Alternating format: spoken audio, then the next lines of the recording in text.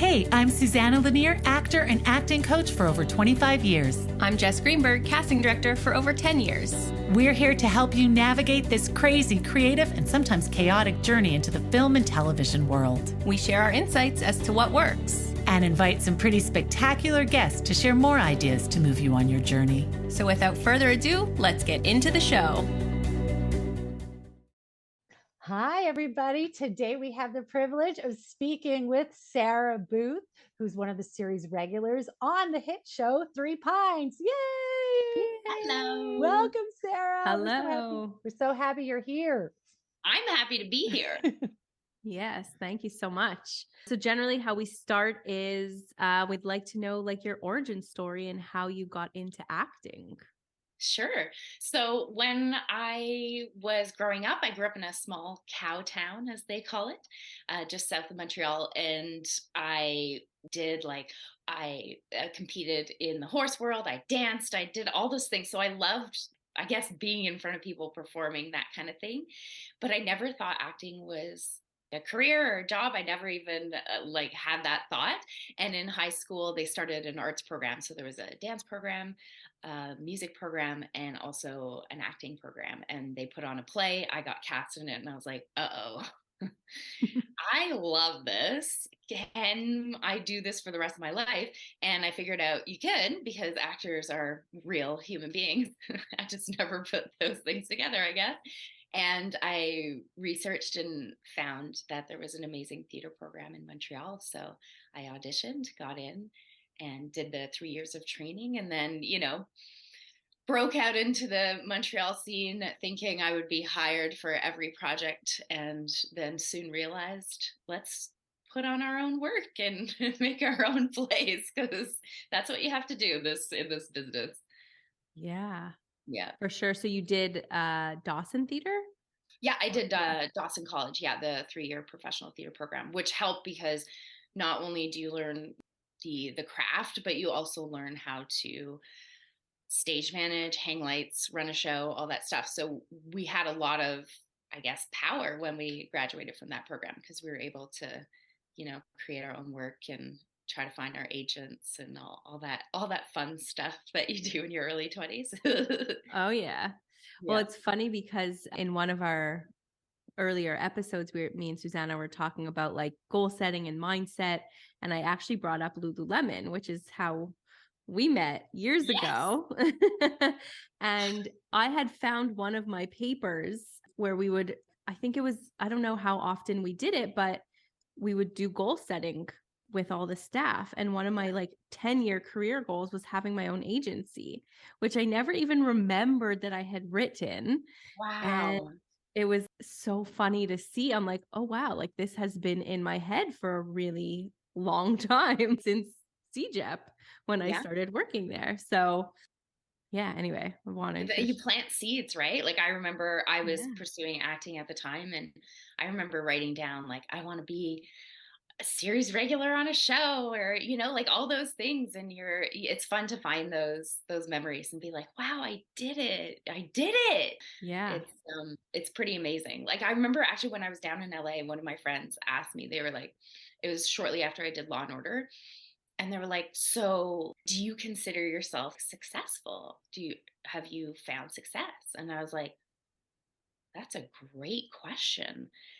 And I thought about it for a few minutes, and I was like, when I first wanted to, be an actor or pursue this career, just moving to LA and having an acting job for me was success. Mm-hmm. I was like, I guess, yes, technically this is, we always move, once you get to one thing, you're like, okay, what's the next? But according to Sarah Hansen back in high school, success, and I think it's important to remember those things, because, it seems like a big mountain, but someone always told me, whenever you have any kind of small win, celebrate it, because it can be very long periods between them, so. Yeah, that's what I wanted to ask you. I remember when you took my class right after you finished as Dawson. My first acting class. still exactly the same, and yet you've changed so much. And you were Sarah Hansen then, so it's hard. I'm like, oh right, Sarah Booth. But you had braces, you had short bleach blonde pixie cut, like, and I remember going to see you. You did Dance Animal at Fringe, and you were dancing. I thought you were amazing back then. I was just like, you glowed on stage then doing the Fringe show, and every scene you did, it was sparkled. I was like, wow, this girl is amazing. But it's true, even then, not you were frustrated, but it was like, when's it going to happen? You know, like that was so long ago. And I think it's interesting what you say. And I am happy you said that, just for everybody, that it's true. We always set the bar. If you knew, I think it was like, I don't know, 13, 14 years ago, you took my class. Yeah. Like it was a long time ago. Cause you were one of the first ones. I've been teaching for 17 years. If you could have imagined your career now, what a difference, right? Like how much you've accomplished. And it's fun that, like, I feel like at the beginning of my career, like you said, I had the braces and the pixie cut, which was hilarious. And I played like a lot of lighter characters, more comedic characters. And then I feel like once I kind of, really started doing more film and television, I really went into like darker characters and like these tough characters, which I love as well. But it's funny that to return home and like get that biggest role that I've had so far, it's back to that like OG kind of essence that I feel like I had when I first started my career, which is funny because I thought, I guess, you get into this kind of flow of the characters you play, and going back and playing, or like, over the past year playing Yvette, I realized like, wow, this is actually so much closer to myself than I realized. At the beginning of the process, I was like, oh man, what a stretch. I never do comedy. But then after a while, I was like, no, this is like, in theater school, I always got cast as the comic relief, the side character. So it took me a while to realize it, but I was like, oh man, this is like, it's fun to come home and come back to like the beginning of the essence of the characters I started playing. Yeah, That's I remember. so nice. I remember though that period, because I remember giving you this scene from Closer, and you were guttural. I was just like, where does she pull it from? Because you are happy-go-lucky, sweet, easy to be with, and it was like guttural. And I remember talking to a different casting director who was casting 19-2 at the time, and the assistant on that saying it's really harder to get people who trained actors to get the right essence of that sort of street vibe that they need sometimes for that type. And you were one of the players who could get that dark, because a lot of trained actors have a bit of a middle class essence, and it's hard to, but you were able to draw that. Could you talk a little bit about where you were able to get that? Honestly, I'm not sure what it is. Like my mom was like, are you okay? Yeah, me too. Every time I saw your scene, I was like, is this okay? Because this is a little too real. I don't know. But yeah, I don't know. For me, it's like most of the time, I can't say all the time, but most of the time it's pretty easy for me to drop in and go there. And I feel like in my everyday life, I kind of avoid conflict at all costs in some ways. I feel like I'm getting better at it, but I feel like it's a way for me to like get some stuff out too. Especially like I also like when I'm doing those kinds of scenes, or when I'm doing auditions, when it's really like high stake moments, I black out. Like people are like, what happened? I'm like, I don't know. Like I remember being there, but I don't remember all the moments. Wow. You're just kind of like, I don't know what happened. Yeah. It takes over. It's like the emotion. You're so amazing. Yeah. Yeah. It's amazing. But I loved watching you in Three Pines, because I was like, oh, Sarah. And it's so different than what I remember you as. French Canadian, goofy, such a treat, and so perfectly executed too. Thank you. Yeah. She was a blast to play. And honestly, when I first received the audition breakdown from Andrea, I was like, I read, all the information, And I saw that the producers were the producers of The Crown. And right away I was like, wow, Andrea, like, thank you. But like, okay. I thought they'll probably bring in like at least like a big Quebec name because they wanted her to be French Canadian. I was like, oh, like a Karen Vanasse or like something, I thought they were going to bring in a name or bring in maybe a French actor or just a big American actor. And I honestly did the audition to make Andrea laugh because I was like, I'm not going to get this. So let's just have fun. And I was at a point in my career that was great where I was auditioning a lot. So I was in that mode of have fun, boop, have fun, boop, like let's just like it has to be fun or else it's torture. Yeah. So I just had fun and I really went big. And then they got back to me. Andrea got back to me, I think about a month later. And they were like, hey, the producers really responded to your tape, but they want you to tone it down. And I was like, okay, cool, I can do that. So I gave them kind of a 180, like same essence, but like really grounded. And they said they want to meet you. They want to find like a good middle ground. So we did a Zoom session and they just kind of explained to me what they were looking for and that they had found it in both tapes, but that they just wanted to see like one consistent take on it, in that middle ground. Yeah. And it was really funny because they were explaining to me who the character was and like she was eager and she just really wanted to be part of this team and just all this like stuff. And I was like, exactly how I feel right now. Like I just want to be part of this so bad. And they just laughed. Yeah. I found out a few days later that they sent me to network and that I was the only one. So I felt pretty good about it. Wow. I bet. And how was doing the accent? Your accent was flawless, by the way. And I was like, oh, wow, she's really nailing that French Canadian accent, which you don't have, but surrounded by French people, right? People have asked me like, did you get a dialect coach? And I was like, technically I've had a dialect coach my whole life because that is my mom. That is my mom. Yeah. Wow.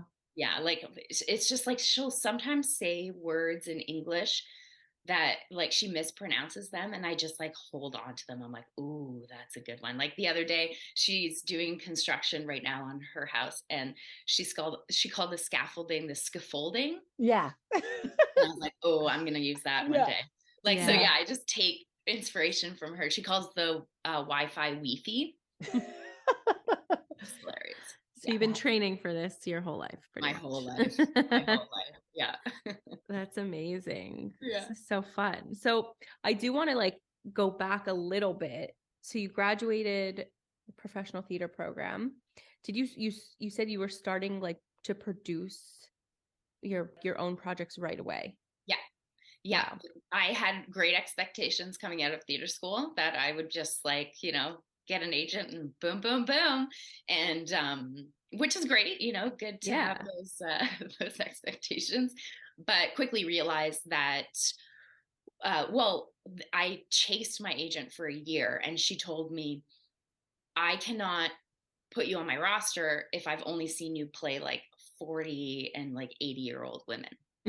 She's like, you're 20. Because, a lot of classical theater, you play just whatever, we all fill the roles.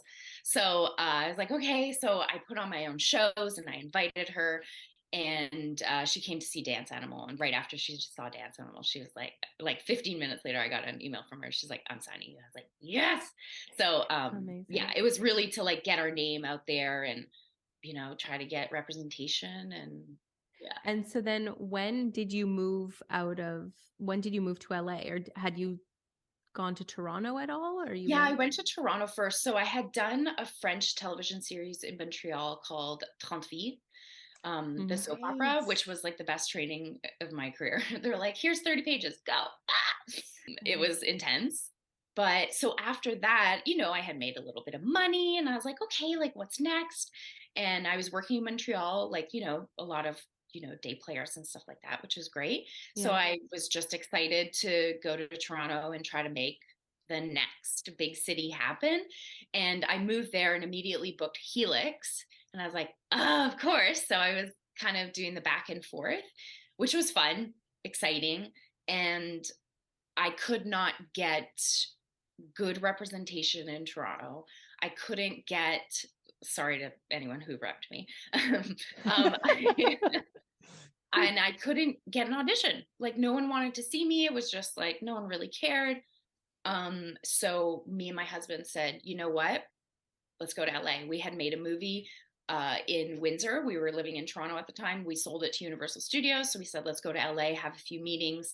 And then after being there for a month, I told him, I was like, we gotta stay. We applied for our green card and did that whole process and ended up staying there for like almost 7 years.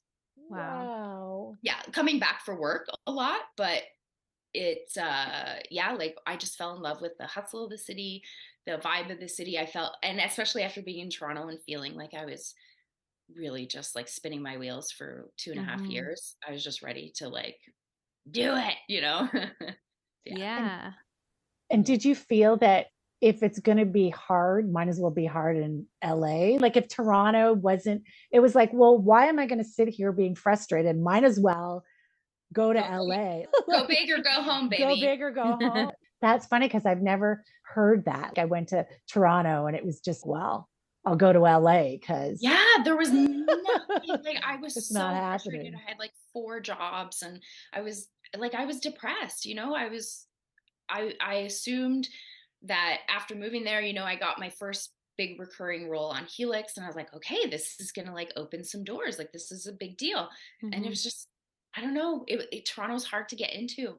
But as soon as I worked in the States, then it was like, Sarah! And I was like, all right, let's go. Let's play this game, which is fine. I get it. You know, I get it. But that's when I really started working in Canada, was when I worked in the States. Wow.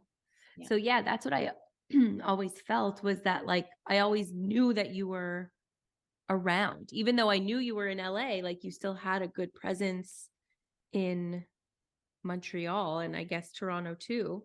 Was that like a conscious choice, or was that just like the opportunities were still coming? You had kept your Canadian representation and like, yeah. For me, it was conscious because I knew from hearing from other actors, their, you know, their journeys and everything. I knew that Canada was, I was going to get nice opportunities from Canada. Not no matter what, but I felt like with the little roles that I was getting in the States, I knew that would fuel Canada. And I was in this acting collective with, we were 100 actors at all times. And they were like seeing actors actually like really, really struggle in LA and have like one co-star a year. And you're like, oh, but I kept having like so many auditions and going back to do stuff. So I was like, I cannot give that up, because here it's so hard. There's so many more actors and just getting an audition is a big deal. Like for a real show, you know what I mean? Like, yeah, there's a lot of like, there's tons of independent auditions, which is fantastic. We have to audition for those things. It's great practice. You meet up and coming filmmakers. It's essential. But getting an audition for like a network show is like a huge deal. And for me, I could not live that life of like being like, oh my God, I got an audition, and like having that pressure. And like, you cannot be like, everything's cool if you get one audition a year. Yeah. You're not trying to make the casting director laugh, right? Right. Like I just couldn't. So for me, keeping Canada was always the plan and was like my lifeline. Yeah. And so you really feel that it changed the mindset of Canadian casting and directors, producers, knowing that you were there, but could work as a local and come back. And because it was just like, oh, she's in LA, she's taking her acting seriously. And like, yeah, I feel like it does send a message. Like, I'm doing it. I'm investing time. Yeah. I was in acting class, like at this collective, like every day. I was at the gym, you know, the acting gym every day. I was at the top of my game. I was just like, it was, when we moved there, I was like, this is it. Like, we're going to go hard. Yeah. And I feel like it paid off. It was really hard, but and once I got off my, as I call it, hamster wheel, Mhm. I realized how exhausted I was from being down there, but that the timing just worked out that when we came back to Canada, they were really, really prioritizing hiring Canadians because of the pandemic. And Mhm. it gave me a lot of great opportunities to be up here. Or Amazing. maybe it was just timing. I don't know. But I just like, I don't know what it was, but when I came back, it was just like I've never stopped working. And I was like, this is what it's like. To be a working actor, Yeah, to and people, Yeah. you know, always it's have a so funny because role. it's just funny to talk about your career and people don't realize like the journey to it. I've had side jobs until like I still have a side job. I teach fitness because I love it. But people don't realize how like it's 20 years of Yeah. to get this like this big series regular. I mean, for some people it happens in the first year and then they have a lull and then every career is different, but it feels good to sit back and have like these last few weeks talk about my career and be like, oh yeah, I did this been a long time coming. It's great, it feels good. Yeah. Well, I feel like that, like you just invested in yourself and in yourself and in acting, like just going, training, immersing yourself, networking, like all of it. Like Yeah. it's wild. It's Yeah, amazing. and I feel like doing the show, like when I did the stunt show at Universal Studios for 3.5 Mm. years, and that gave me so much exposure in LA because it's like that show is LA famous to the locals or the people that have lived there for a long time. So I would go and do more like independent film auditions, and they would be like, you're in Waterworld. They're like, oh, so, and it's just like doing a show for 3.5 years and being in front of an audience consistently. I just thought like, oh, I'm so happy that I ended up picking those kinds of side jobs versus back in the day I was more in, like, I was working in a bar and I was waitressing, which is fine, but I just got to a point where I was like, I need to do the thing I want to do more Hmm. because I don't know, it's draining, I feel sometimes when you're not able to do what you love, you know? Yeah. Yeah. And it's aligned, like it's physical stunt stuff. So that's another passion of yours. So it's very, yeah, like aligned in what you want to do. So Exactly. And we'd be doing the show and sometimes they'd be like, Bruce Willis is in the audience or Gwen Stefani's here. And you're like, cool. It was just so yeah. fun. It was just such a cool job. So, Sarah, I wanted to just highlight for some of the listeners because I know they'll be curious. I certainly am. Can you talk about some of the major differences between LA and Montreal, how things Yes. operate? Yeah, that'd be amazing. Absolutely. So, what I love about Montreal is that there's a sense of, I mean, as much as it's scarier in the beginning because there are less casting directors, because you feel like there's more pressure. It's like, oh, if they don't like me, I'm not going to get a job in this city. But I feel if, throughout your career, getting to know those casting directors and them knowing your work, what they're casting is such a benefit to living in this city. In LA, there are hundreds of casting directors, which is great because let's say one doesn't like you. Okay, moving on. Just won't be on Yeah. those shows. But then it just takes so much more time to get to know these people and for them to get to know your work. So those are huge differences. It's just, if I feel like it's more removed in LA, which for some people is good. Some people don't like to know the people. It's just better that way. But for some people, it's not as comfortable, I guess. But yeah, it just feels like when you're down there, it just feels like you're drowning. This is not inspirational. It feels like you're That's drowning. okay. Yeah. Yeah, we're here in Montreal. You might not have as many opportunities as you could in LA, but I feel like you have a little bit more control in how you're represented. I feel it's a smaller community. You could build a rapport and Yeah. it's more collaborative. Like it's very, Exactly. Like in LA, it's like the actors, it's such a business. Like you go and you drop all these. If Montreal actors put in the effort that LA actors did for like a week, like Andrea would be like, oh my God, stop sending wine. Like it's crazy Wow. how different it is down there. Like the competition, like people are proactive because you're just one in a million. And right. And it's literally 1 in a million. Not an exaggeration. You are 1 in a million. and you just need someone to like cling on to you and believe in you and push you, because there's so many people, there's so many talented people that like you literally need that casting director like I had with Andrea to be like, no, no, no, no, no, no, watch her take. Right. Because I remember the reason I ended up in your class, Susanna, is because I did my first on-camera audition with Andrea. Yeah. And she was like, okay, you're great, but you need to learn how to act on camera, Right. which is exactly what happened in my audition for Three Pines.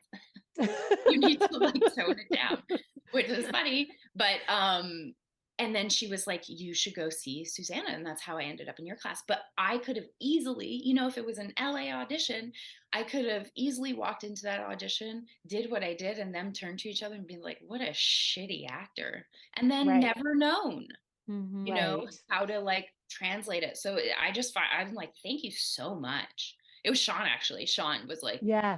girl, like, ooh, Yeah. and I was like, oh, like I had no idea. So it's important, to give constructive feedback. Yeah. And like, I mean, insane to think that it's been like a 15-year relationship that you've had with her, and she's seen you grow, and as like same with all of us, like that's what's amazing and beautiful I find about Montreal is like I feel like I've grown up with a lot of these actors. It's like we're all doing it Yeah, together. we're all rooting for each other, and it's fun to be in a community where you'll watch a big show like Three Pines. I had meetings with Sam, the executive producer and director of Two of the Blocks, before we shot anything, and he went through his iPad and showed me every single person he either cast or was thinking of casting, and they were all Wow. Montrealers. And I just sat there and I was like, Sam, this is so cool. So cool that all these people, some of them didn't know, but I knew that they were going to get cast. Oh, It's just yeah. like, it was so fun to be like, oh, there's just such a, it's just so fun to see Montreal talent shine, because, it's a great script, it's a great team, and it just makes us all look great. Do you think that coming from LA, like, would you have booked this if you hadn't lived in LA for 7 years? I honestly don't know. Yeah. I have no idea. I mean, I do know that the creators of the show, and they said this, like, they're like, this is like in a complimentary way. They're like, we were looking for actors that just looked like regular people and that just really sold the characters. I don't even think Sam knew like my resume. I think it was Amazon, because when I got sent to network, Andrea came back and she was like, she asked me for more materials like demo and blah, blah, blah. And I was like, they don't think I'm good enough. And Andrea was like, no, this is not it. I was in like psycho actor mode, like, Right. high stress. Am I going to get this role mode? And she was like, no, they just want to see other stuff. Like, they're just super excited. But yeah, so I think for the creative people behind it, they didn't care, but I think maybe the network cared a little bit more. That makes sense. Yeah. Yeah. Well, it's like that makes sense. get a recurring, they want that comfort in knowing that you could handle it, right? And yeah. It was good though, because when we did the first read through, like originally I was supposed to be in the first 4 episodes and then the last episode. So I was not supposed to be there for 5, 6, and 7. And we did the read through with like on Zoom with Amazon, and the writers wrote me and they're like, Amazon loves you. They think like the character brings like the right levity to the episode. So we're just gonna put you in every episode. I was like, oh, okay. Amazing. Yeah. The dream. Right? You're literally living the dream. Every like you ask every actor, like, what's your goal? It's like a recurring. So you've booked a lot of like amazing roles, but it also seems like you're open to like all kinds of roles. For example, I cast you in the docudrama Fatal Vows. Yes. And a lot of the time I get from agents, oh, they're just not doing things like that, or it's not on everyone's trajectory. But like what I appreciated about you is it just seemed like you were happy to be working and just being involved. Was that you telling your agent, like, I'm down for anything? What is it? Yeah, I am down for anything. Pretty much. It's funny because when Three Pines came out, I did a clubhouse room with a bunch of Los Angeles actors, and they were like, "Okay, so you like not auditioning for certain things anymore?" I was like, "Oh, whoa!" Like, let's see how the show's received. I'm not jumping the gun. I also think that there is so many benefits to taking smaller roles in certain projects if you want to work. I just did a role on the TV show From that shoots in Halifax, and like I won't say what the role is or anything, but it was small. It said possible recur. Usually they write that because they want to attract people, and it doesn't happen, which I understand. Whatever, but I wanted to work with the director. I wanted to work with the producer because the other stuff that they produce is awesome.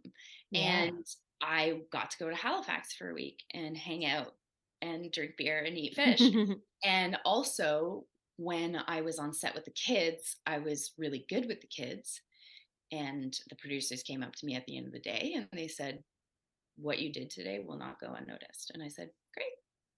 So like I love just meeting people and being able to, I don't know, play fun characters. And if it leads to something, like when I did the French soap opera, I was in 4 episodes, but I shot all my episodes in one day. So I was like, "Okay, bye. Like, have a great life, everyone." And I ended up being in 32 episodes, I think. Wow. Oh my God. Yeah. So, Which took another 2 actor- days. I'm kidding. Right, yeah, it ended up being 2 days. Right. No, but a lot of actors would have been like, "Oh, one day of work, nah." But guess what? It turned into 3.5 years of work. Holy. So, and like that's one thing that Alfred Molina told me on set too. He's like, "I just love to work." He's done so many one scene movies, like, but look at Boogie Nights. Like, he's famous for that. I just love working with friends and being involved in good projects. And if it's one scene, it's one scene. Doesn't matter.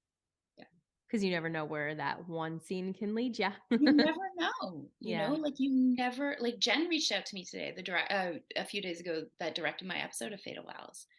And it was just like so fun to reconnect with her and know what she's up to. And she's working on this big French show, and who knows, maybe I'll audition for it. And she'll be like, "Yes, I remember that girl."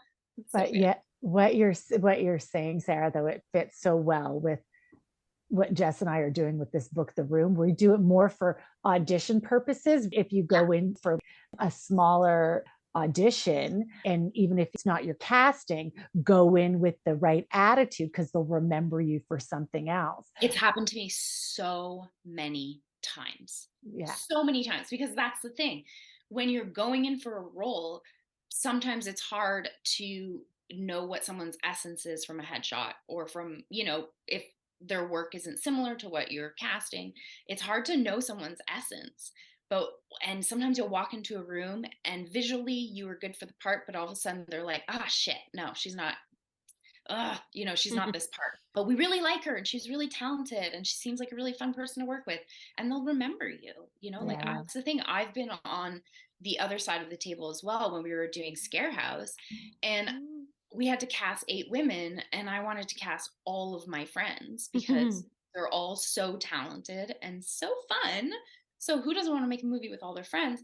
But once we started reviewing tapes, I was like, "Oh gosh, that won't work," or and then all of a sudden you're seeing these new people, these new essences, and you're like, "Oh, that would work with that." You're putting the puzzle together, and it's just the way it is. And I feel like going through that process took so much pressure off myself.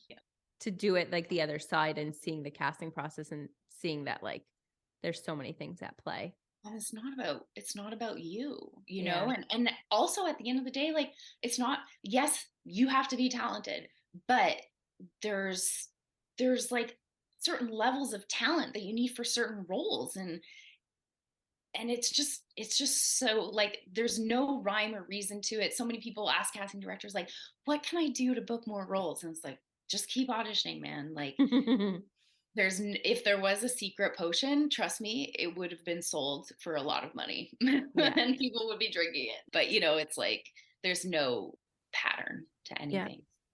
That's exactly what I tell the students too. I always say, look, at that level, you're going in for professional auditions. Everybody's professional and everybody's talented. So like the level is high. So you just have to understand that if you're not getting it, it's a lot of times it's casting, it's not your talent. And I would love for every actor to be able to be on the other side in the casting process. That's why when I worked as a reader so much, like Oh, it's the best. illuminated so much. Like I think every actor should be a reader, and then they're going to be like, oh my God, that guy was amazing. And he didn't get it because they went with the other guy who was also amazing. But I can see why that made sense, Yeah, it like you said. demystifies it. Yeah. Mhm. That Totally. a puzzle. You're making a puzzle. You're creating a whole image. And it's not just about that individual, whether they nailed it. It doesn't hurt to nail your audition because, they'll remember you for other things, but it is a whole puzzle. So don't really, I mean, we say it. Don't take it personally. It's so hard not to when you haven't worked. You're like, am I bad? Do I suck? And they're like, well, they keep bringing you back. Yeah. So Yeah, that's there's the thing. If you something keep there. auditioning, it's a great sign. It's just Yeah. a great sign. And that's the thing too. If you're not auditioning and you can't get in those rooms, just make your own work.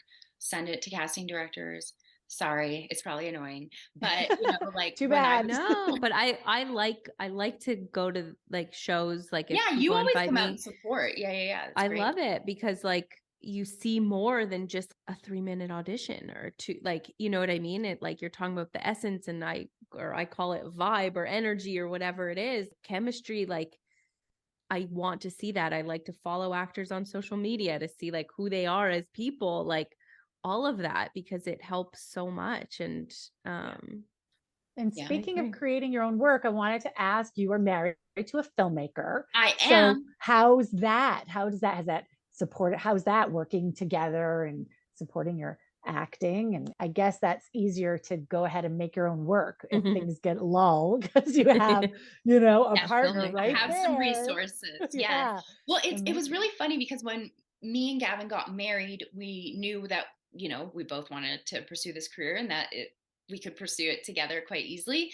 And, but we were like, oh, we should probably make a short film before we make a feature because we want to stay married. Um, so we made a short and it went really well. We worked great together. We're both like very, we like being on set and like problem solving and like that kind of energy. So we jumped into our feature and it was so fun because, again, as an actor, I was exposed to so many different parts of this industry that I had no idea about. And I just think it enriched my knowledge, my career, my craft. And then I was also able to start producing, which was awesome and brought a sense of power to my own career as well. And then yeah, I find the most rewarding roles so far that I've had are my own projects, for sure. Wow. Yeah, like I get to really dig deep. My first lead role was in my own project, well, me and Gavin's project. Yeah. So yeah, I think it's just been beneficial for me to grow as an artist because when these big shows come to town, you're doing a day here or a guest star, and sometimes even if you're playing a guest star and you're there for a week, they're like, just do what you did in your audition, it's fine. And you're like, okay, great, like that's fine. But when you get to make your own stuff, you get to like dig deep and change things and make choices, and like I just find it's like jumping into the deep end versus kind of waddling around the kiddie pool. Yeah. So Yeah. we're going to slowly start to wrap it up. Is there like a vision for your career that where you'd like to take it from now, or how do you feel about it? And what are the next steps for Sarah? So for me, my goals right now, I would say, is to have a few seasons on the show would be fantastic to just get Fantastic. Yeah, like Yeah, get the and for us too to mileage. watch it. Right, yeah, and Yeah. I want everyone to keep watching it, but and also all the roles that are gonna be around for Montreal actors, it's gonna be fantastic on this show. So my goal right now is to keep going on this show for a few seasons and, like, just get the mileage of being, like, a series regular on a show. I also was able to shadow the director in the first season for a day, so I would love to Mm. continue doing that because I would love to direct, but I'm not like I'm focusing on acting right now because that's what I truly love to do.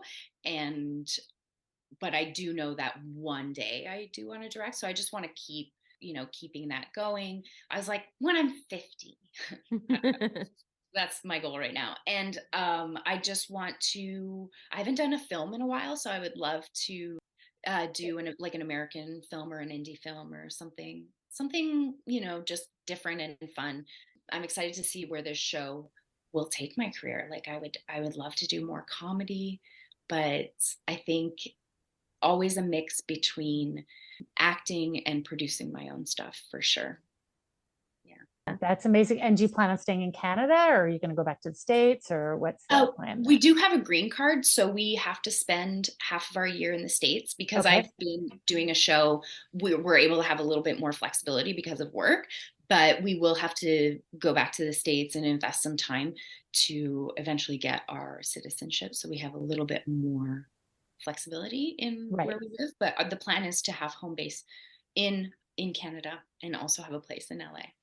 Wow, that's the dream, It's the dream. isn't it? And go out there winter in LA Yeah. and summer Yeah, and we're going fall in there in like 2 Canada. weeks and I just can't Oh, wait. So, I mean, I feel like we got a good sense of, I was going to ask, like, how do you keep such a positive mindset and like drive? And I just find you have such a nice balance of this happy go lucky, but also freaking like go getter, you know?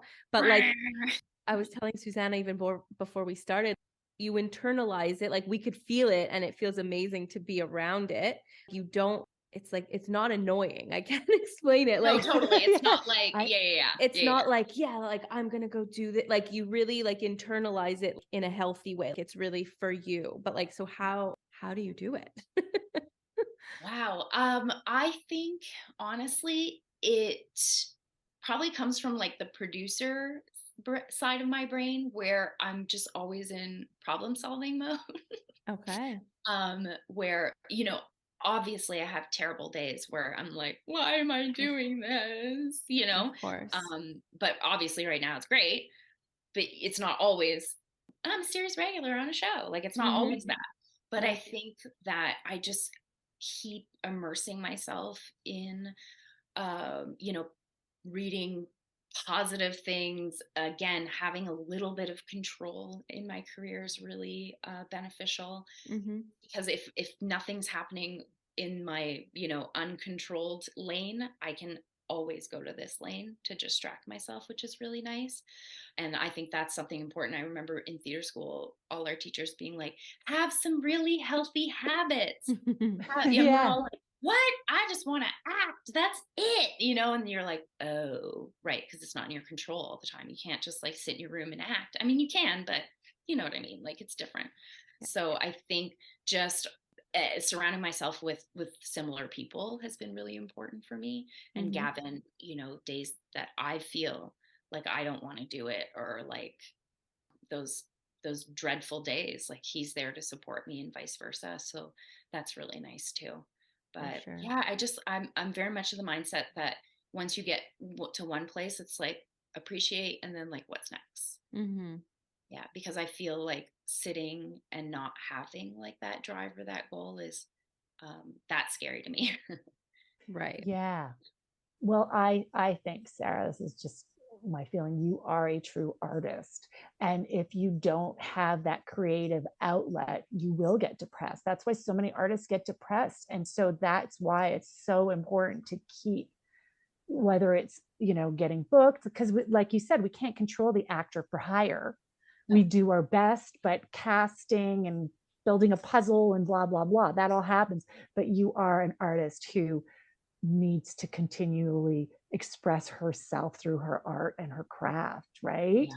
Yeah. And I think that's that energy needs to be out there. And thank God, because we get to benefit from it. So yay for us too. So I'm happy that you have that mindset and you keep doing it, because Yeah. I think you're phenomenal. So Thank you Yeah. so much. yay you.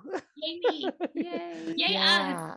Thank you, Amazing. Sarah. Thank you Thank so you. much. Thanks for having me and all the great questions.